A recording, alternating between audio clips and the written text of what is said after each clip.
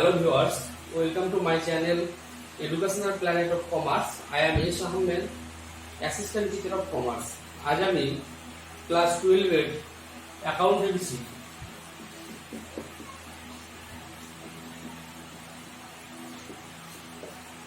First যে চ্যাপ্টারটি রয়েছে সেটি হচ্ছে ইন্ট্রোডাকশন টু পার্টনারশিপ।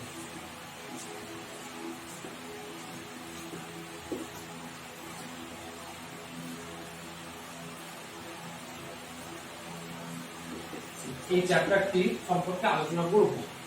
আমরা ক্লাস 11 এ জেনেছি যে কারবারের যে বিভিন্ন রূপগুলি রয়েছে, যেমন বিশেষ করে এক মালিকানা কারবার, অংশীদারি কারবার এবং কোম্পানি। সেখানে আমরা জানতে পেরেছি যে এক মালিকানা কারবার বলতে সে সমস্ত কারবারকে বোঝানো হয় যে সমস্ত কারবার একজন ব্যক্তির মালিকানায় গঠিত, পরিচালিত ও নিয়ন্ত্রিত হয়। সেখানে একজন মাত্র মালিক থাকে, তিনি বিজনেসটি গঠন করেন, তিনি নিয়ন্ত্রণ করেন, তিনি পরিচালিত করেন। এই সমস্ত কারবারগুলি গঠন করা খুব সহজ এবং বন্ধ করা খুব সহজ, কারণ মালিক একাই রয়েছেন, একাই সিদ্ধান্ত গ্রহণ করেন। এবং এই সমস্ত এক মালিকানার কারবারের গোপনীয়তা বজায় রাখা যায় এবং দ্রুত সিদ্ধান্ত গ্রহণ করা যায় এবং এক্ষেত্রে কোনো আইনানুগ জটিলতা নেই। আর তার পরবর্তী যে ফর্মটি রয়েছে সেটি হচ্ছে পার্টনারশিপ বা অংশীদারি। পার্টনারশিপ বা অংশীদারি বলতে বোঝায় যখন দুই বা ততোধিক ব্যক্তি সকলের দ্বারা অথবা সকলের পক্ষে যে কোনো একজনের দ্বারা পরিচালিত কোনো কারবারের মুনাফা ভাগ করে নিতে চুক্তিবদ্ধ হয়, তখন সেই কারবারকে বলা হয় অংশীদারি কারবার। অর্থাৎ অংশীদারি কারবারে অ্যাটলিস্ট 2 মেম্বার থাকবে এবং সেখানে কি করা হবে, তারা নিজেদের মধ্যে চুক্তিবদ্ধ হবে। কেন চুক্তিবদ্ধ হবেন? যে মুনাফা ভাগ করে নেবেন এবং সকলেই হয়তো বিজনেসের বা প্রতিষ্ঠানে সেই প্রতিষ্ঠানে পরিচালনার কাজে অংশগ্রহণ করবেন, অথবা সকলের পক্ষ থেকে যে কোনো একজন করতে পারেন, সকলেই করবেন, এরকম কোনো বাধ্যবাধকতা নেই। তাই এই অংশীদারি কারবারের ক্ষেত্রে আমরা যে মূল বৈশিষ্ট্যগুলি দেখব সেগুলোর মধ্যে হচ্ছে এক নম্বর হচ্ছে 2 or more person। 2 or more person অর্থাৎ এখানে 2 বা তার চাইতে বেশি সদস্য সংখ্যা থাকবে, অ্যাটলিস্ট 2। তবে এর ম্যাক্সিমাম নাম্বার অফ মেম্বার কত হবে সেই সম্পর্কে ইন্ডিয়ান পার্টনারশিপ অ্যাক্ট এখানে কোনো কিছু বলা নেই। এই পার্টনারশিপ করার সময় আমাদের মাথায় রাখতে হবে একটি অ্যাক্টের কথা, সেটি হচ্ছে ইন্ডিয়ান পার্টনারশিপ অ্যাক্ট। ইন্ডিয়ান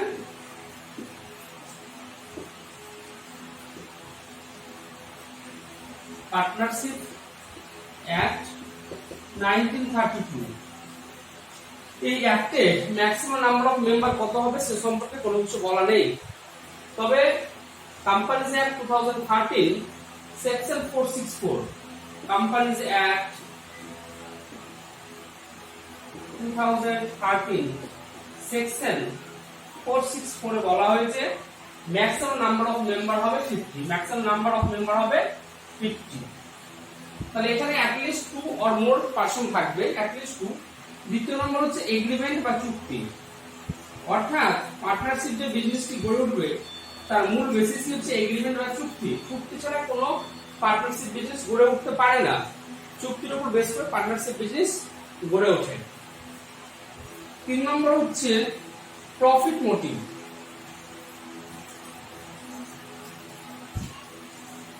অর্থাৎ কোনো অংশীদারি কারবার তারা তাদের মোটিভই থাকে প্রফিট আর্ন করা। প্রফিট আর্ন করা যদি তার উদ্দেশ্য না হয় তবে সেই বিজনেসটিকে আমরা অংশীদারি কারবার বলতে পারবো না। যেমন আমরা জানি বিভিন্ন জায়গায় যে ক্লাবগুলি রয়েছে সেই ক্লাবগুলিতে মেম্বার 2 or more person থাকে, বাট সেগুলোকে আমরা পার্টনারশিপ বিজনেস বলি না, কারণ তাদের উদ্দেশ্য মুনাফা অর্জন করা নয়। এবং 4 নম্বর হচ্ছে share of profit. Share of profit অর্থাৎ এখানে যে সমস্ত মেম্বাররা থাকেন তারা প্রফিট শেয়ার নেওয়ার জন্য এই বিজনেসে চুক্তিবদ্ধ হন। লায়াবিলিটি, যদি তাদের দায়ের কথা বলা হয়, তাহলে আমরা দেখবো এখানে আনলিমিটেড লায়াবিলিটিস রয়েছে। অর্থাৎ পার্টনারশিপ বিজনেসের পার্টনারদের আনলিমিটেড লায়াবিলিটিস রয়েছে। যদি এরকম কোনো ক্ষেত্রে দেখা যায় যে কোনো একটি পার্টনারশিপ বিজনেসের যে সম্পত্তি রয়েছে বা যে অ্যাসেট রয়েছে সেগুলো বিক্রি করে দেওয়ার পরও কোনো ওদের দায় থেকে যায়, তবে সেই দায় মেটাবার জন্য পার্টনাররা নিজেদের ঘর থেকে ক্যাপিটাল নিয়ে এসে বা নিজেদের ঘর থেকে সেই দায়গুলো মেটাবেন। তাহলে এগুলো হচ্ছে পার্টনারশিপ বিজনেসের মোটামুটি ফিচার।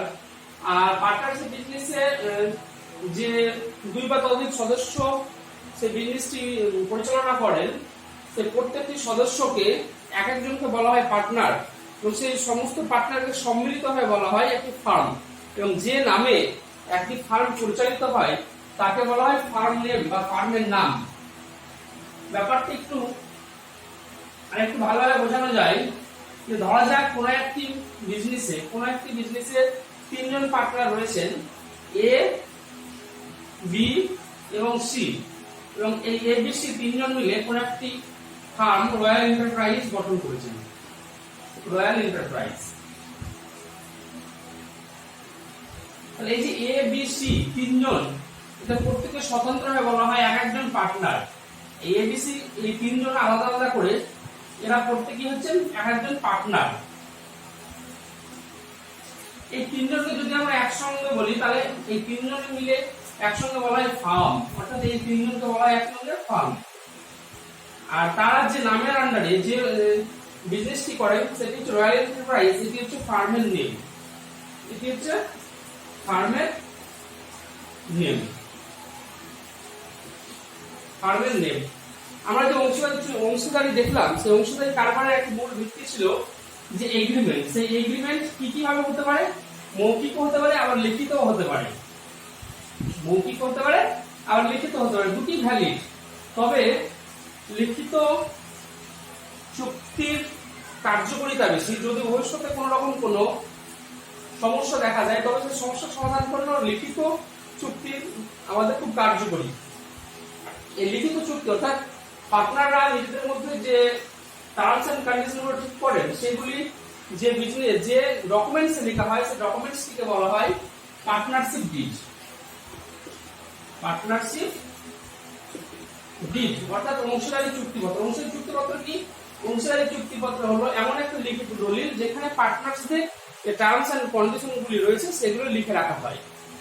এই টার্মস এন্ড কন্ডিশনের উপর ডিপেন্ড করে পার্টনারশিপ বিজনেসটি পরিচালিত হয়। যদি কোনো বিষয়ে কোনো পার্টনারশিপের উল্লেখ না থাকে তবে আমরা তখন ইন্ডিয়ান পার্টনারশিপ অফ 1932 সাহায্য নেব। আমরা ক্লাস 11 এ ফাইনাল অ্যাকাউন্ট তৈরি করতে শিখেছি। সেই ক্লাস 11 এ ফাইনাল অ্যাকাউন্টে আমরা তৈরি করতাম trading and PL account. Trading account থেকে আমরা গ্রস প্রফিট ক্যালকুলেট করতাম এবং পিএল অ্যাকাউন্ট থেকে আমরা নেট প্রফিট পেতাম। পিএল হচ্ছে প্রফিট এন্ড লস। এই ট্রেডিং এন্ড পিএল অ্যাকাউন্টে ছিল এক সাইডে ডেবিট সাইড, বাম দিকটা ডান দিকটা ছিল ক্রেডিট সাইড। ট্রেডিং অ্যাকাউন্টে আমরা একটা শুরু করতাম ওপেনিং স্টক দিয়ে to purchase to direct expenses. Credit সাইডে ছিল by sales by closing stock. এটা ব্যালেন্স করতাম। এখানে দেখো আমি লিখে রেখেছি by sales 1,50,000 by closing stock 30,000, total 1,80,000, 1,80,000। Debit সাইডে যে এক্সপেন্ডিচার গুলো ছিল তার মধ্যে ছিল opening stock 1 lakh, purchase 70,000 and direct expenses 2,000, total 1,72,000। এবং এখানে আমরা ব্যালেন্স করে পেলাম 8,000। এই 8,000 টি হচ্ছে গ্রস প্রফিট। এই গ্রস প্রফিটকে ট্রান্সফার করতাম আমরা পিএল অ্যাকাউন্টে বাই গ্রস প্রফিট বলে, এবং সেখানে ইনডাইরেক্ট ইনকাম কিছু টাকা সেটাকে লিখতাম। এখানে আমি 50,000 নিয়েছি ইনডাইরেক্ট ইনকাম অ্যাজ এক্সাম্পল, এবং ইনডাইরেক্ট এক্সপেন্সেস গুলি পিএল অ্যাকাউন্টে বসে ইনডাইরেক্ট এক্সপেন্সেস 1,000। তাহলে এদিকে টোটাল হচ্ছে ডান দিকে ক্রেডিট সাইডে 8 + 3 = 11,000 minus indirect expenses 1,000। Therefore, here net profit is 10,000. এক মালিকানা কারবারে এই পর্যন্ত করলে আমাদের হয়ে যেত ট্রেডিং এন্ড পিএল অ্যাকাউন্ট, অর্থাৎ এই যে 10,000 হতো সেটা একজন মালিককে সেটা নিয়ে নিত। কিন্তু পার্টনারশিপ বিজনেসের ক্ষেত্রে আমরা দেখতে পাবো যে 2 জন বা 3 জন বা তার চাইতে বেশি পার্টনার রয়েছে। তো সেই পার্টনারদের মধ্যে এবার কি করে এই প্রফিটটা শেয়ার হবে সেটা বের করার জন্য আমাদেরকে একটা অন্য একটি অ্যাকাউন্ট করতে হবে। সেই অ্যাকাউন্টের নাম হচ্ছে পিএল অ্যাপ্রোপ্রিয়েশন অ্যাকাউন্ট। সেই অ্যাকাউন্টের নাম হচ্ছে পিএল অ্যাপ্রোপ্রিয়েশন অ্যাকাউন্ট, এবং সেই পিএল অ্যাপ্রোপ্রিয়েশন অ্যাকাউন্টে আমরা এই নেট প্রফিটটা নিয়ে যাবো এখান থেকে, অর্থাৎ ট্রেডিং এন্ড পিএল অ্যাকাউন্ট থেকে যে নেট প্রফিটটা পাচ্ছি এই নেট প্রফিটটা আমরা নিয়ে যাবো কোথায়? পিএল অ্যাপ্রোপ্রিয়েশন অ্যাকাউন্টে। এটা মাথায় রাখবেন। এই নেট প্রফিট নিয়ে আমাদের কাজ শুরু হবে। এবার তাহলে পিএল অ্যাপ্রোপ্রিয়েশন অ্যাকাউন্ট কিভাবে তৈরি করা হয় সেটি দেখি।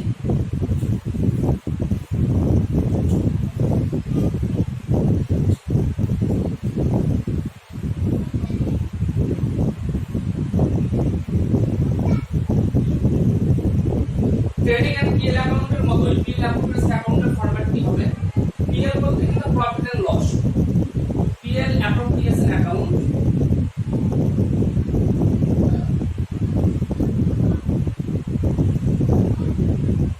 বাম দিকটা হচ্ছে ডেবিট সাইড, ডান দিকটা হচ্ছে ক্রেডিট সাইড। এবার যেটা বললাম পিএল অ্যাকাউন্ট থেকে যে নিট প্রফিটটা, সেই নিট প্রফিটটা এখানে নিয়ে আসতে হবে। তাহলে at first by PL account, বাইরে আমরা লিখব নিট প্রফিট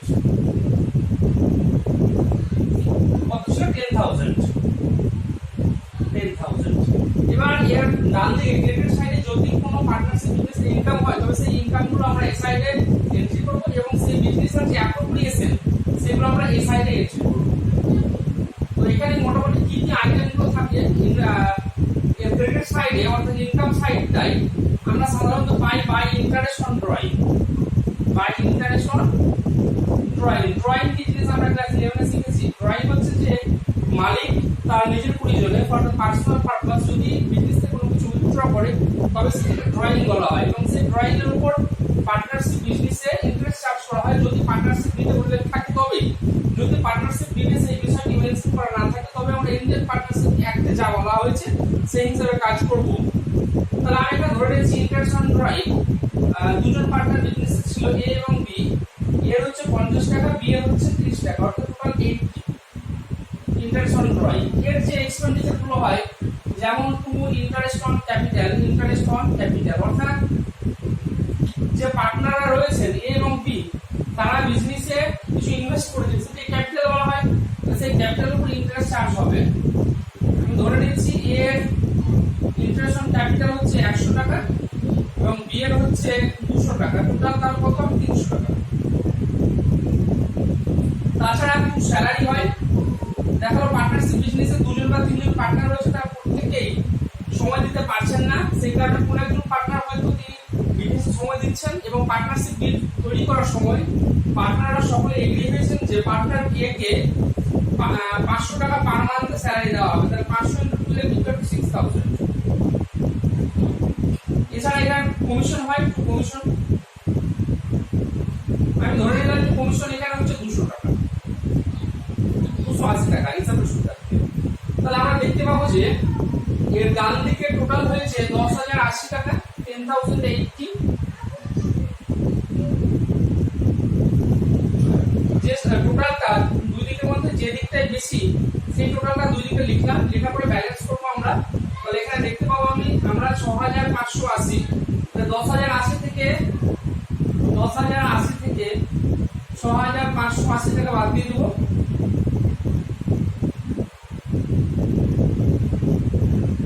তাহলে আমাদের টোটাল শেয়ার অফ প্রফিট হবে 3,500 টাকা। এই 3,500 টাকা টু পার্টনার্স ক্যাপিটাল অ্যাকাউন্ট বলে আমরা লিখবো। Two partners capital account share of profit. আমরা এখানে এই 3,500 টাকাটা ক্যালকুলেট করলাম, এটা হচ্ছে ব্যালেন্স ফিগার। এই 3,500 টাকা ধরে নিলাম এ এবং বি তাদের মধ্যে 3:2 ভাগ করা হবে। তাহলে 3:2 বলতে টোটাল 5, 3 + 2 = 5। তো 3,500 ডিভাইডেড বাই 5 এ কত হবে? এ পাবে 3,500 ইনটু 3/5, বি পাবে 3,500 ইনটু 2/5, অর্থাৎ এ পাবে 2,100 টাকা, বি পাবে 1,400 টাকা। এই যে অ্যামাউন্টটা আমরা ক্যালকুলেট করলাম, এই অ্যামাউন্টটা ক্যালকুলেট করার জন্য আমাদেরকে পিএল অ্যাপ্রোপ্রিয়েশন অ্যাকাউন্টটি তৈরি করতে হবে। মোটামুটি ভাবে এটা হচ্ছে না কমন আইটেমগুলো। এরপর এগুলোর আরেকটি করে আইটেম ইন্টারেস্ট অন ড্রয়িং কিভাবে ক্যালকুলেশন করা হয়, ইন্টারেস্ট অন ক্যাপিটাল কিভাবে ক্যালকুলেশন করা হয়, স্যালারি কি করে হয়, কমিশন কিভাবে হবে, সেই সব বিষয়গুলি আমি